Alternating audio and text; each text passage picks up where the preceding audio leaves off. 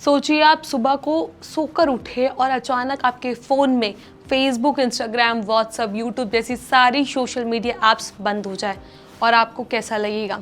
ऐसा ही कुछ हुआ है नेपाल की जनता के साथ। आधी रात को नेपाल की जनता के लिए अचानक सोशल मीडिया की दुनिया अंधेरे में डूब गई। फेसबुक, इंस्टाग्राम जैसे 23 बड़े सोशल मीडिया साइट्स को नेपाल सरकार ने ब्लॉक कर दिया।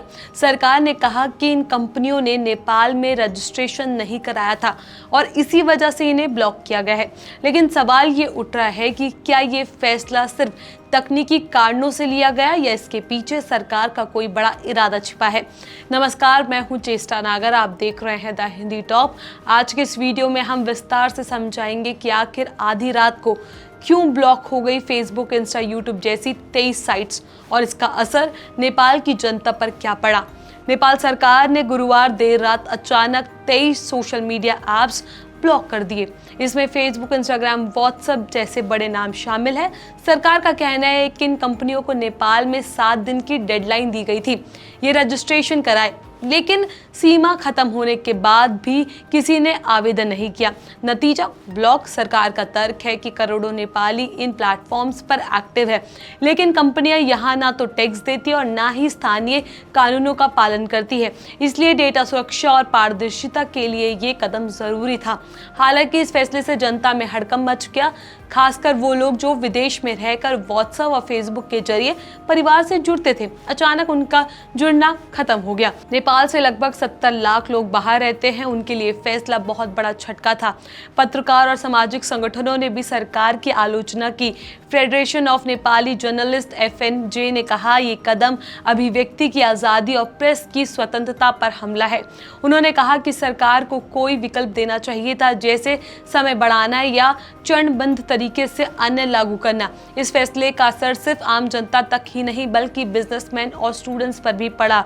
कई व्यापारी फेसबुक और इंस्टाग्राम पर अपना सामान बेचते थे, यूट्यूब क्रिएटर्स वहां से कमाते थे। अभी अचानक उनका काम बंद हो गया है।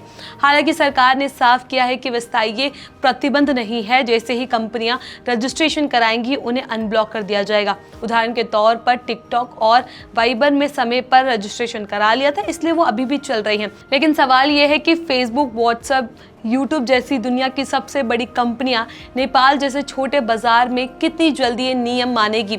दूसरी तरफ जनता भी पीछे हटने के मूड में नहीं है। लोग VPN इस्तेमाल कर सोशल मीडिया चला रहे हैं। ट्विटर पर #अनब्लॉक सोशल मीडिया और #राइट टू इन्फॉर्मेशन जैसे हैशटैग ट्रेंड कर रहे हैं।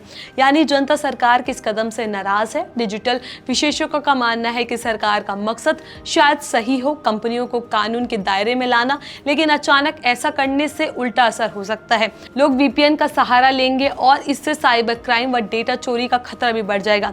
नेपाल जैसे देश में यहाँ लोकतंत्र और नागरिक अधिकारों की चर्चा हमेशा होती रही है, वहाँ सोशल मीडिया ब्लॉक करना एक बहुत बड़ा राजनीतिक मुद्दा बन सकता है। तो कुल मिलाकर सवाल ये है कि क्या नेपाल सरकार ने ये कदम जनता की सुरक्षा और पारदर्शिता के लिए उठाया या फिर ये अभिव्यक्ति की स्वतंत्रता पर अंकुश लगाने की कोशिश है। जो भी हो, आधी रात से फेसबुक, इंस्टाग्राम और यूट्यूब जैसी 23 साइट्स का ब्लॉक होना नेपाली जनता के लिए बड़ा झटका साबित हुआ। अब आगे देखना होगा कि कंपनियां रजिस्ट्रेशन करवाकर इस पाबंदी को हटाती है या नेपाल सरकार का ये सख्त रुख लंबे समय तक बना रहता है। इस खबर पर आपका क्या कुछ कहना है, अपनी राय हमें नीचे कमेंट बॉक्स में जरूर दें। ऐसी और भी वीडियोस के लिए आप हमारे चैनल द हिंदी टॉप को सब्सक्राइब कर लें। इसके अलावा आप हमें X, फेसबुक और इंस्टाग्राम पर भी फॉलो कर सकते हैं।